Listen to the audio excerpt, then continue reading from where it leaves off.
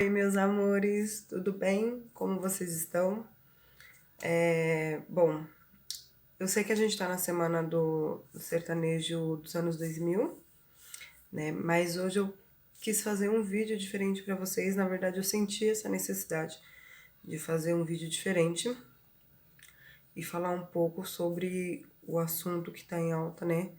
Essa semana, que é sobre o caso da criança que foi, né, estuprada e acabou ficando grávida, né? Criança de 10 anos.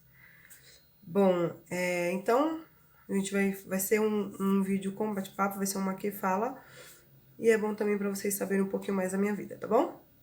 Vamos lá. Eu vou preferir não falar muito da criança que foi abusada, né, que foi estuprada, e vou preferir falar das crianças como um todo, das crianças no geral, né? Hoje eu tenho 30 anos, eu vou fazer 31 anos agora no dia 29 de agosto. Eu tenho 2 filhos. Eu tenho a Yasmin, que fez 7 anos no sábado, e eu tenho o Bernardo, que tem 4 anos, tá? A minha, a minha infância, ela foi bem difícil, né? A gente não tinha...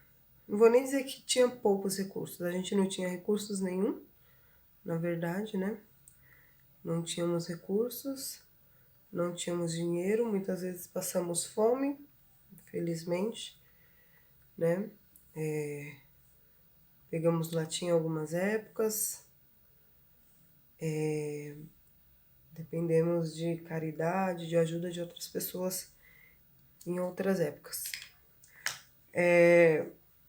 Eu sou aqui de São Paulo, mas eu cresci, né? A minha parte da minha infância foi no litoral. Passei por São Vicente, por Santos, por fim na Praia Grande. Devido a essas condições ruins de vida, né, de sustento, a gente acabou indo parar numa casa de menor. Pra quem não sabe, é um orfanato, né? Uma casa para crianças, para adolescentes em situação de perigo, de fome, sem saneamento, essas coisas. A gente já sabe, né? Eu não me lembro muito bem dessa época do orfanato, da casa do menor, porque eu era bem pequeno, né? Eu tinha em torno de 4, 5 anos aproximadamente. Então, eu tenho alguns flashes, mas eu não lembro de muitas coisas. A minha mãe, ela ficou um tempo morando na rua, quando eu tinha essa idade. Minha irmã era um pouco mais velha. E eu tinha também um outro meu irmão, nessa época também, que era um pouco mais velho que nós duas. Então, devido a essa falta de recursos, a nossa pobreza mesmo, né? O fato de estarmos morando na rua, o Conselho Tutelar tirou a gente da minha mãe até ela poder nos proporcionar uma vida melhor, sair das ruas principalmente, e poder também nos sustentar. A gente ficou durante alguns anos nessa casa do menor. Eu não lembro exatamente o tempo, mas eu creio que foi em torno de uns 2 anos, mais ou menos, tá? Eu não lembro direito. Conforme eu for me informando, depois eu posso perguntar pra minha irmã, ou até mesmo lembrando, eu vou colocando esses detalhes durante o vídeo, escrito mesmo, porque, como eu disse, eu era bem pequena, então tem muitas coisas que eu não lembro, tá? Bom, durante esse processo, a minha mãe conheceu um homem, eles ficaram juntos, tudo, conseguiram construir, né, um barraco na época, e eles conseguiram também tirar a gente lá do orfanato. A gente foi morar com eles, se eu não me engano, em Santos, São Vicente, mas acho que é em Santos. E a casa era bem pequena, pelo que eu me lembro. Se eu não me engano, eram 2 cômodos, 3, não lembro, e era de madeira. Era um barraco de madeira. Eles ainda estavam começando a construir uma casa de cimento, né? De concreto. Esse maqui fala vai ser baseado nas maquiagens que vocês escolheram lá nos stories, tá? No domingo. Então, fomos morar com a minha mãe, né? Nesse barraco. Eu era bem apegada com esse marido da minha mãe, que na época, né? Ia ser meu padrasto. Era bem apegada, ele me levava a todos os lugares. Era como se fosse pai. Eu lembro que teve uma época que a gente chamava ele realmente de pai. Mas conforme a gente foi crescendo, chamava ele pelo nome mesmo, tá? E eu era bem apegada, a gente saía, ele me levava para os lugares, tudo mais. Depois que a minha irmã mais nova que eu nasceu, aí as coisas começaram a mudar. Eu já não saía mais com ele queria somente saber dela, não me dava mais tanta atenção, né? E eu, claro, na época, né, no momento eu era caçula, e aí com o nascimento da minha irmã passei, deixei de ser caçula, e aí as atenções se voltaram então para essa minha irmã mais nova. Com o passar do tempo, a minha mãe teve outro filho, né? Um outro filho mais novo, que eu e essa outra minha irmã.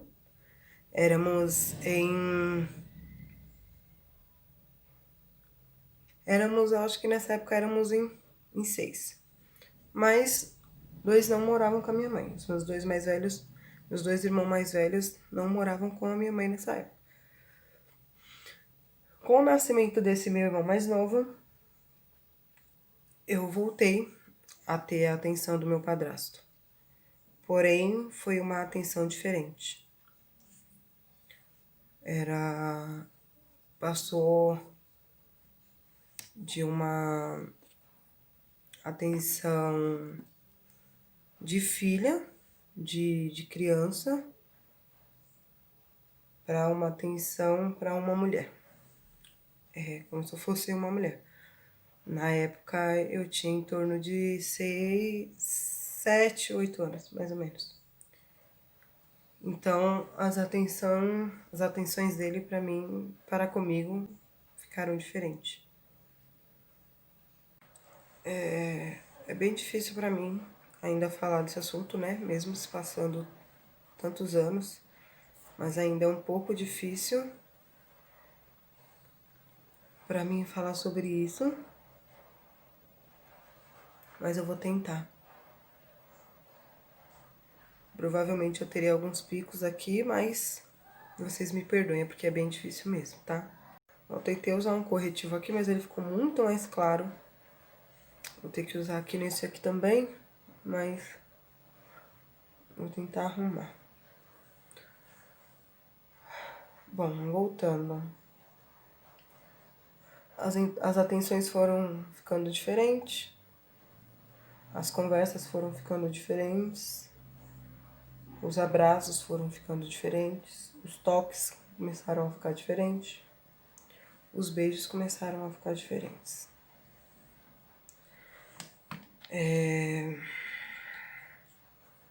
Eu ficava muito tempo sozinha com ele. Algumas vezes a minha mãe, ela ia para a igreja e me deixava em casa com ele. Ou ia fazer qualquer outra coisa e eu ficava em casa com ele, tá? E eu comecei a notar que ele começou a me tocar de uma forma diferente. Ele começou a me abraçar de uma forma diferente. E algumas vezes eu estava tomando banho, ele entrava dentro do banheiro. Ou ele estava tomando banho e ele mandava eu entrar dentro do banheiro. E assim, gente, eu tinha 7 para 8 anos, eu era muito nova. Então, eu não sabia se era certo ou se era errado eu fazer aquilo. Se era certo ou errado eu entrar no banheiro com ele. Se era certo ou errado eu deixar ele passar a mão em mim, nas minhas partes íntimas, me beijar, me abraçar, colocar a minha mão nas partes íntimas dele. Eu não sabia. Pra mim, ele era meu padrasto, ele mandava fazer e eu obedecia. E eu falava que eu ia falar pra minha mãe. E aí ele falava que eu não podia contar pra minha mãe porque era nosso segredo. E eu não entendia por que eu não podia contar pra minha mãe, né? Porque eu achava normal. E ele falava pra mim que se eu contasse, que ela não ia acreditar e que se eu contasse, ele ia me bater.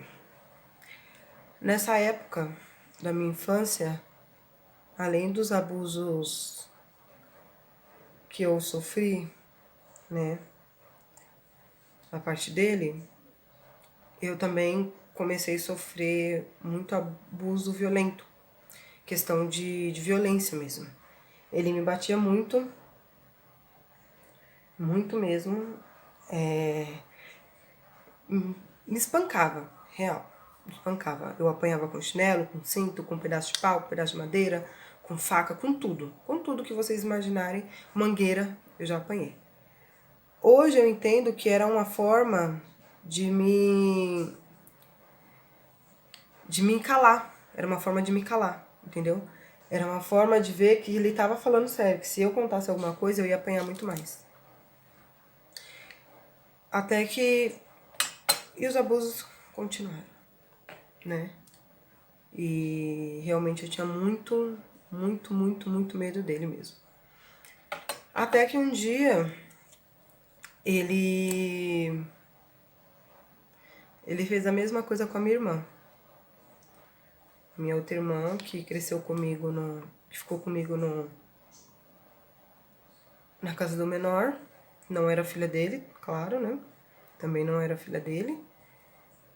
Só que ela, de imediato, ela falou pra minha mãe o que estava acontecendo. Ela primeiro perguntou pra mim, né, se isso acontecia comigo também. Eu falei que sim. Ela perguntou por que eu não falei pra minha mãe, questionou. E eu falei que ele falou pra mim que se eu contasse, eu ia apanhar mais do que eu já apanhava.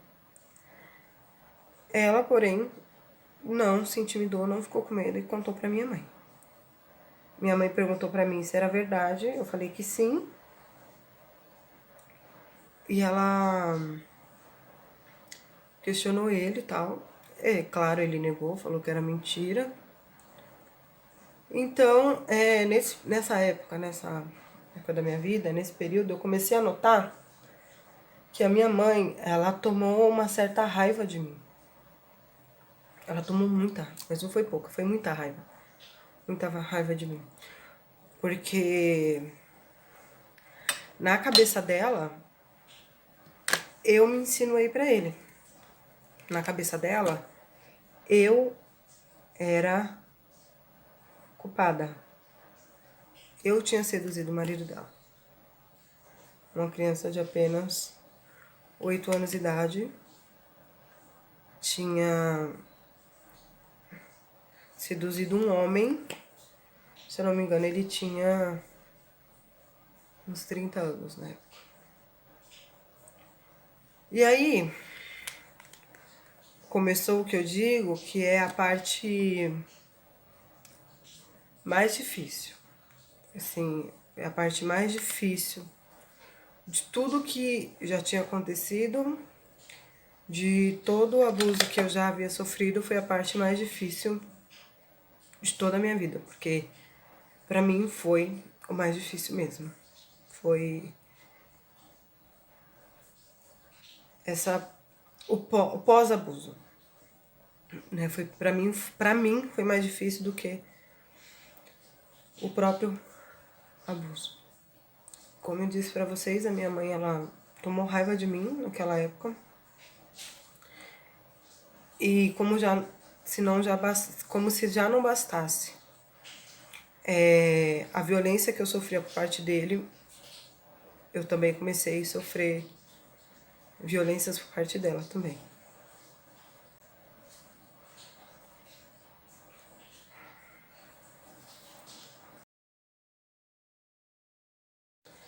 Gente, eu peço desculpa, mas é porque realmente é bem difícil pra mim falar sobre isso, mas eu preciso falar. Eu preciso falar porque são poucas pessoas que sabem. E eu sinto que se eu não falar, às vezes eu vou explodir, sabe?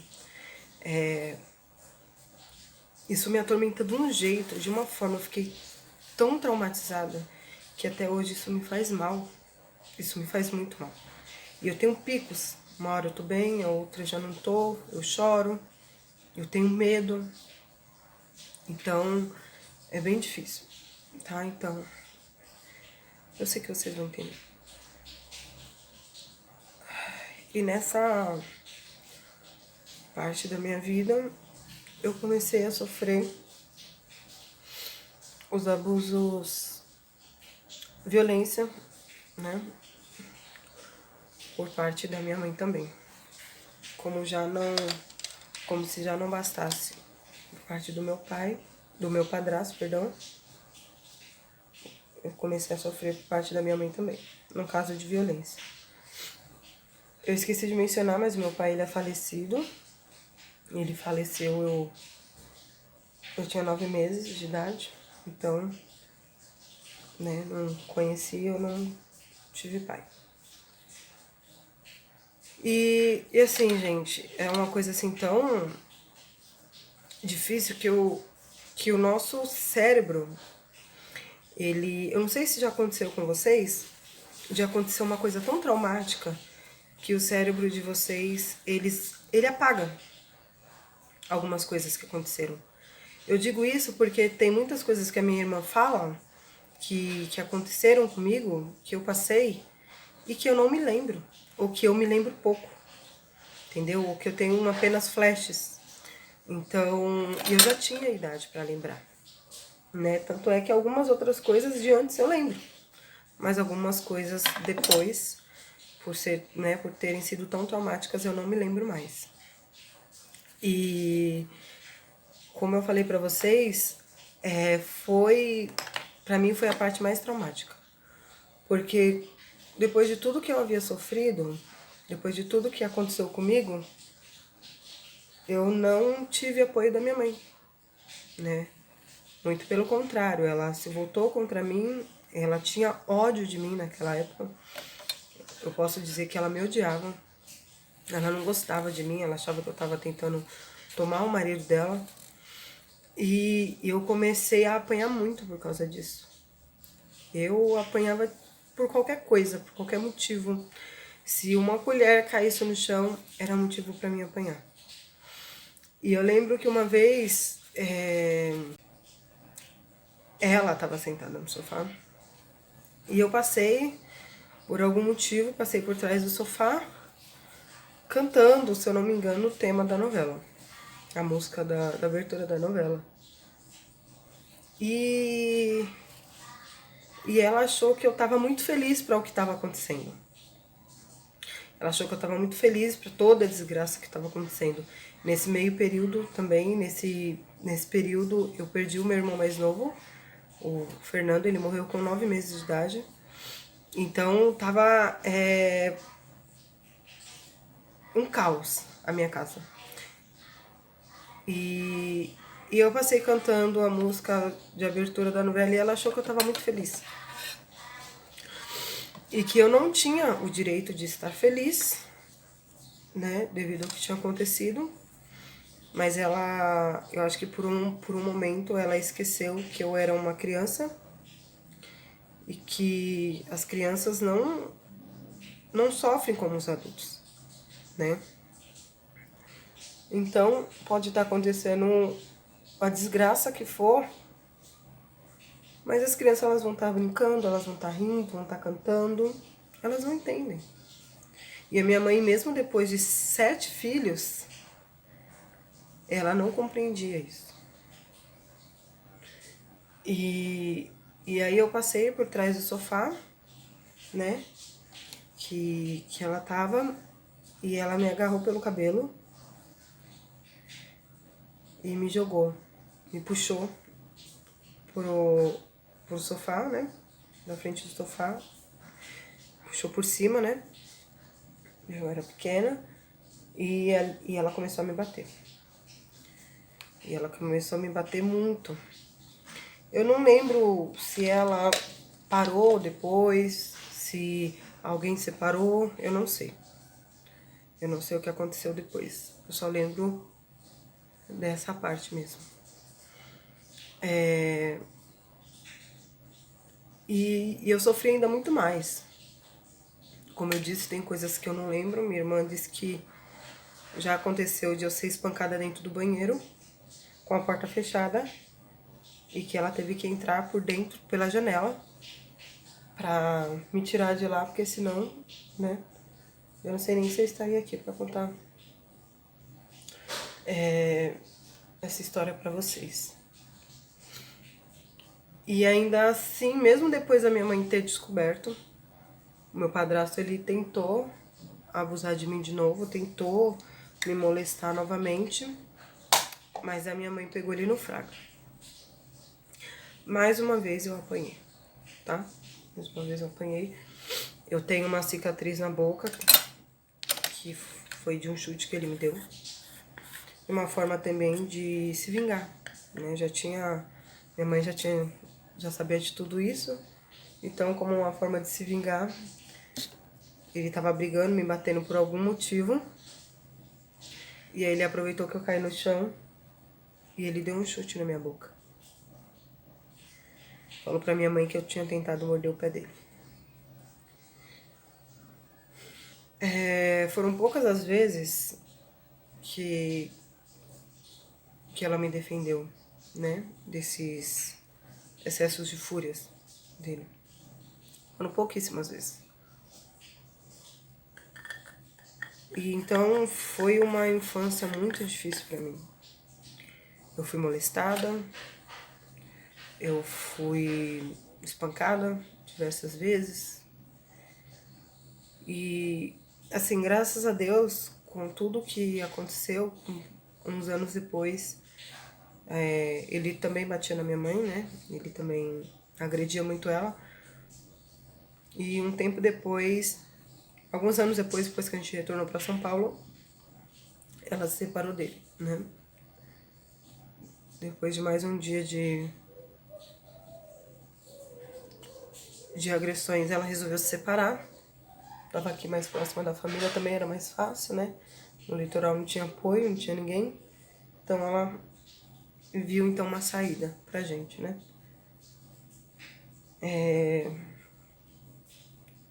Hoje em dia, por mais tempo que já tenha se passado, é bem difícil pra mim falar disso. É bem difícil mesmo. Eu começo a tremer, eu fico nervosa, como eu fiquei, né, no vídeo. Eu tive que parar um pouco a gravação, porque eu comecei a chorar.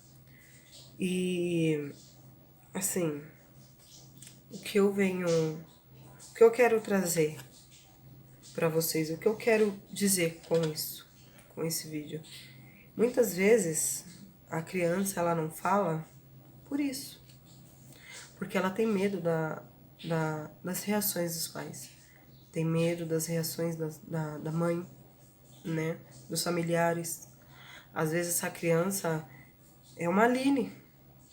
Ela é espancada para não falar nada. Ela é de alguma forma torturada.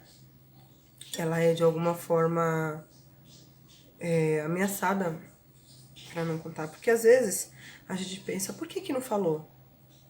Por que a criança não pediu ajuda? É por isso, por medo. Na maioria das vezes, os agressores ameaçam. Eles usam a sua família contra você.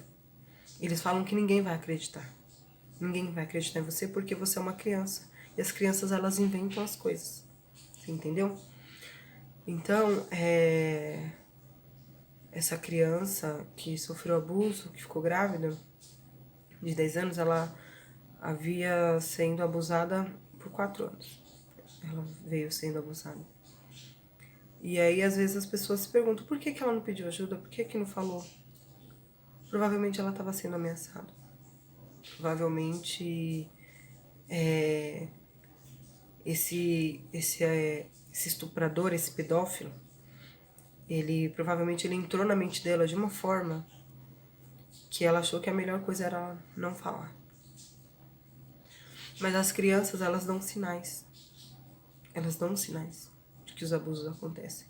Eu dava sinais. Eu dei muitos sinais. Mas, infelizmente, ninguém soube decifrar. Infelizmente, como acontece muitas vezes com a vítima, ela é acusada de provocar, né? De incentivar o abuso, de incentivar o estupro. E a culpa nunca é da vítima. A culpa nunca é nossa. A culpa não foi minha. A culpa não foi da criança. A culpa não é nossa.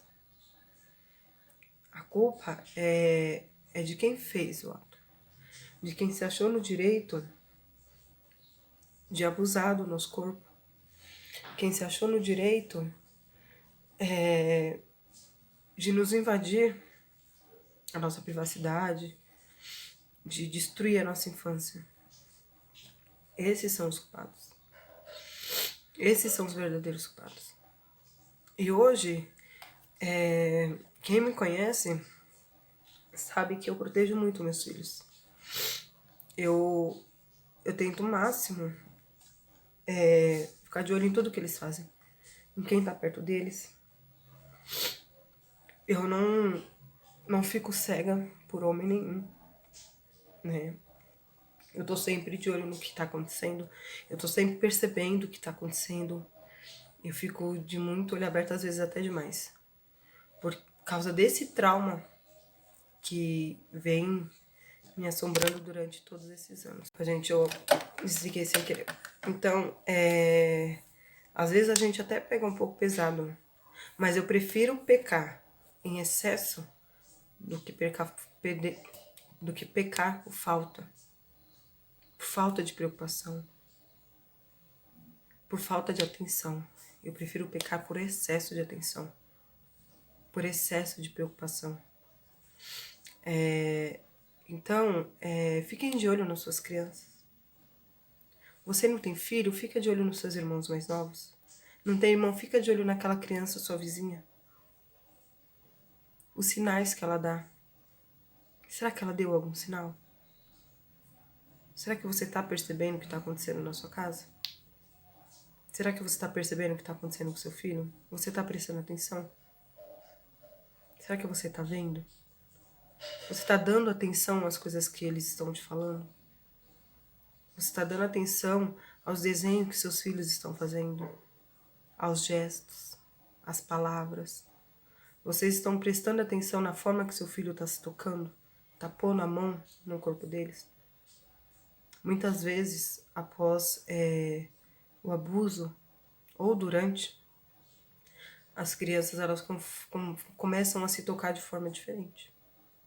Vocês já prestaram atenção nisso? Eu tava vendo, acompanhando no Facebook, eu participo de um grupo chamado Gina Indelicada. E algumas pessoas abordaram esse assunto, né? De estupro, devido a esse caso da criança de 10 anos. E algumas pessoas estavam dizendo lá que elas tiveram filhos bem novas, com 12, com 13, que teve sua primeira relação com 10, com 11. E que foi de forma consensual. Ou seja, que elas quiseram ter, né, essa relação. Elas concordaram com a relação.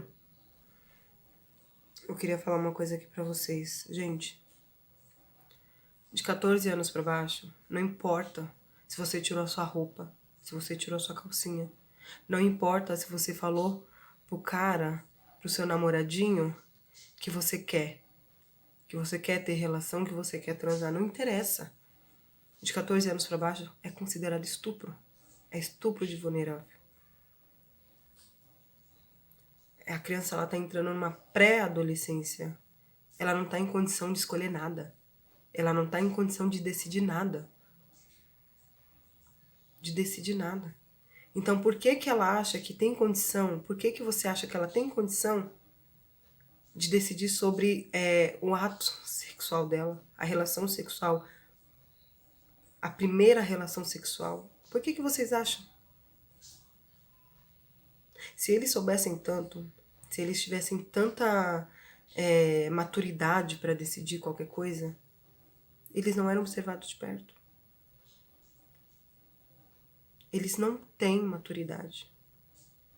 Eles não têm noção, eles não têm ciência. Então, tá na hora de acabar com a cultura do estupro. Isso já passou da hora de acabar. Não é normal. Não é normal um homem querer se deitar com uma criança de 12 anos. Não é normal uma criança achar que tá certo. Não é normal porque tá apaixonada, ela tem que deitar com aquele cara. Não é normal ela achar que ela deve começar a se relacionar sexualmente com uma pessoa com 12, 13, 14 anos de idade. Isso não é normal, gente. A criança, ela tem que ter uma educação sexual dentro de casa. E se não tiver em casa, então que ela tenha na escola. Porque os dois, eles andam junto. E se um falha, tem um outro. Por isso que é tão importante ter psicólogo nas escolas. É muito importante. Isso é muito importante, gente. É muito importante.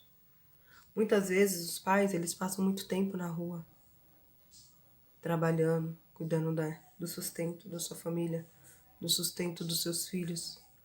Muitas vezes aquela mãe que cuida dos seus filhos sozinha, que não tem ajuda de ninguém, às vezes tem que trabalhar em 2, 3 empregos para sustentar a casa. Muitas vezes ela não consegue perceber o que está acontecendo. Por isso que é tão importante o trabalho da escola. É por isso. Por isso. Porque a criança vai saber que ela não vai estar sozinha. E que se ela falou e a mãe não entendeu, ela pode contar para a professora. Ela pode contar para a diretora. Ela pode contar para qualquer um.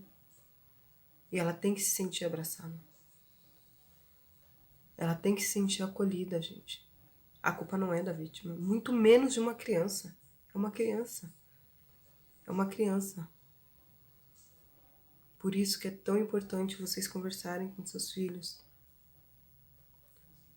Por isso que é tão importante. Educação sexual não é erotizar o seu filho. Para você falar sobre educação sexual com a criança, você não precisa passar um filme pornô. Não tem nada a ver. Você não vai estar erotizando seu filho. Você não vai estar incentivando ele a fazer sexo mais cedo, muito pelo contrário. Ele vai saber que tem hora certa para isso. Tem hora certa para tudo. Uma criança não tem autonomia para roubar uma bolacha de outra criança. Quem dirá o marido de uma mulher adulta? Quem dirá o marido da sua mãe? Quem dirá o seu padrasto, não é mesmo? Mas infelizmente isso é mais comum do que a gente imagina. Muito mais comum. 90% dos casos de abuso infantil, o agressor mora junto com a vítima.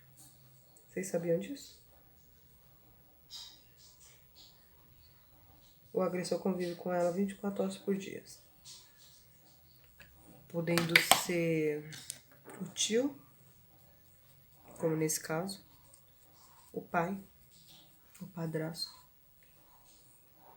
o avô que adora pegar netinha no colo, aquele vizinho que vive falando que sua filha é linda, que é graciosa,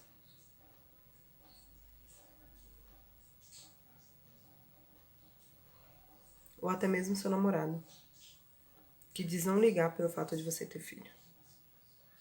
Você já pensou nisso? Todo mundo tem o direito de refazer a sua vida. Todo mundo. Eu tenho, você tem, ela tem, ele tem, todo mundo tem.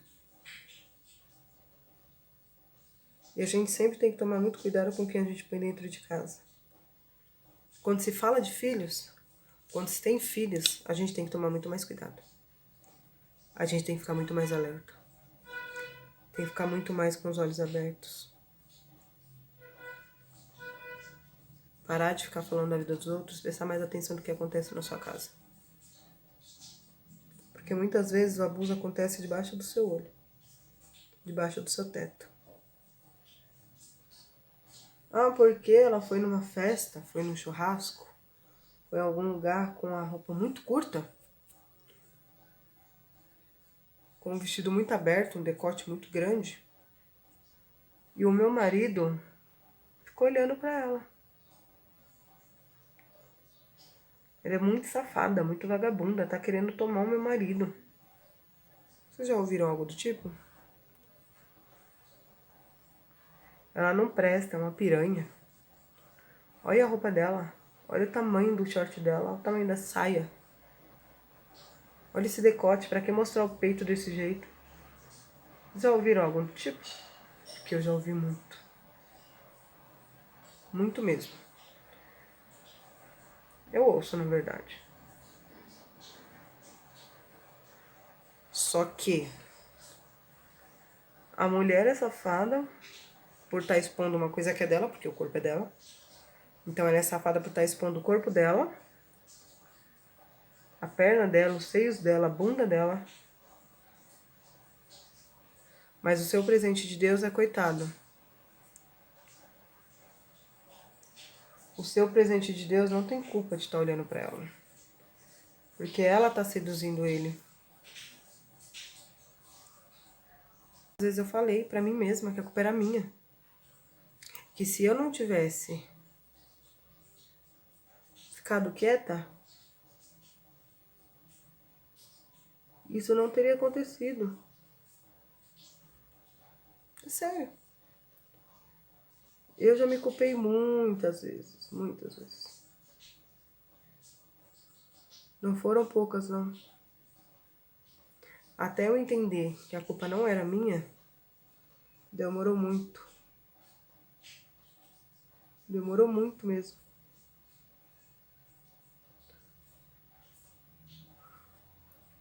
Porque a minha mãe falou que a culpa era minha. Mesmo assim, ainda depois de adulta, praticamente, 17, 16 anos, quando a minha mãe, ela bebia, na época que ela bebia, ela ainda falava pra mim que a culpa era minha. Mesmo depois de anos, ela me culpava. Eu espero que com esse vídeo você abra mais a sua mente. Pense mais sobre o que está acontecendo no mundo, no Brasil, no seu estado, na sua cidade, né? Em volta, ao seu redor, e você nem tá vendo. Ou até mesmo na sua casa. Vai saber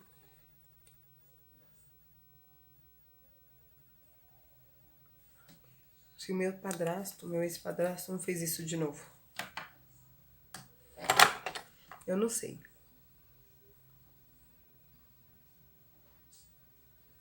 Graças a Deus perdemos totalmente contato com ele. Bom, gente, então é isso. Eu espero que de alguma forma esse vídeo ele ajude você. Eu espero que de alguma forma ele toque seu coração, para que você entenda o que está acontecendo, para você perceber, começar a reparar, né, o que está acontecendo na sua casa, o que está acontecendo com o seu vizinho, com a amiga da sua filha, do seu filho, seu sobrinho, sua filhada, sua irmã, seu filho, sua filha. Eu espero que você comece a perceber, comece a prestar mais atenção na sua volta, o que realmente está acontecendo.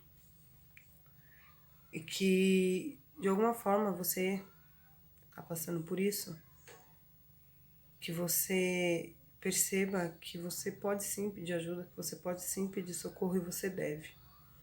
Se você tiver medo, pede para alguém mais próximo de você, pede para alguém te acompanhar na delegacia,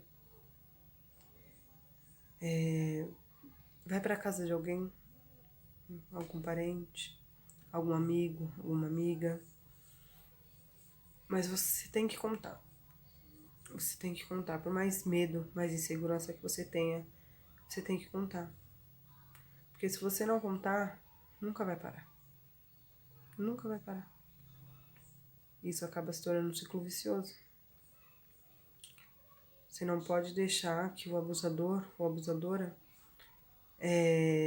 te domine, te enfraqueça, usando os seus medos contra você, ou até mesmo a sua família. Você tem que contar para alguém. É a melhor saída. E é a única forma de acabar. Fala pra professora. Fala pra diretora. Sabe aquela professora? A gente sempre tem uma professora que a gente gosta mais na escola. A gente sempre tem aquela que a gente conversa, que se dá melhor. Fala pra ela. Pede ajuda. Pede ajuda pra mãe do seu amiguinho, da sua amiguinha. Pede ajuda pra alguém, mas não fica quieto. Não fica quieta. O silêncio é pior. Nesse caso, o silêncio é pior. Não se cale. Se você é casada, está passando por isso com seu marido, com quem deveria te proteger, te dar amor e carinho, pede ajuda. Eu vou deixar meu Instagram disponível para qualquer um que quiser ajuda, que quiser conversar, que também quiser desabafar. Tem uma foto antiga que depois eu vou postar para vocês, no final do vídeo eu vou mandar, que é uma foto da época que isso acontecia, é uma foto da família que eu apareço. E é uma foto que, quando eu vejo, eu me sinto muito mal. Porque é o retrato do que eu passava. Vocês vão ver na foto. Vocês olham para aquela criança na foto e vocês veem que aquela criança não era feliz.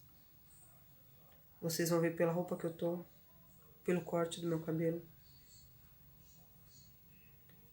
E hoje eu olho para essa foto com um pesar muito grande. E eu fico pensando, meu Deus, olha como eu era. Na foto é notável o quanto eu sofria. Eu tenho marcas no meu corpo até hoje. São cicatrizes que vão ficar pro resto da vida. Mas eu acho que a pior cicatriz é aquela que fica na alma, que fica dentro da gente. E se você acredita em Deus, se apega com Ele. Porque é somente Ele para tirar. Se você não acredita, não tem problema. Se apega a energias positivas, coisas positivas, pensamentos bons, pessoas boas, lugares bons. Sempre tem. Então é isso. Eu espero que vocês tenham gostado desse nosso bate-papo. Pra mim foi assim um desabafo real. Foi muito bom pra mim falar um pouquinho mais sobre a minha vida pra vocês. Uma Aline que pouquíssimas pessoas conhecem. E eu espero que vocês de verdade comecem a olhar pra questão de estupro com outro olho, abuso, qualquer coisa que venha a ferir o nosso corpo, que venha a nos ferir como mulheres, como pessoas, que vocês comecem a olhar com outros olhos. E comecem a pensar se realmente a culpa é da vítima. O que a faz culpada? Se realmente o que você acha, o seu argumento tá certo. Se a sua verdade tá certa. Tá bom? Eu espero de verdade que vocês gostem. Qualquer coisa, qualquer dúvida, qualquer opinião, pode deixar nos comentários. Se quiser me chamar, quiser conversar, só me chamar lá no direct, tá bom? Um beijo.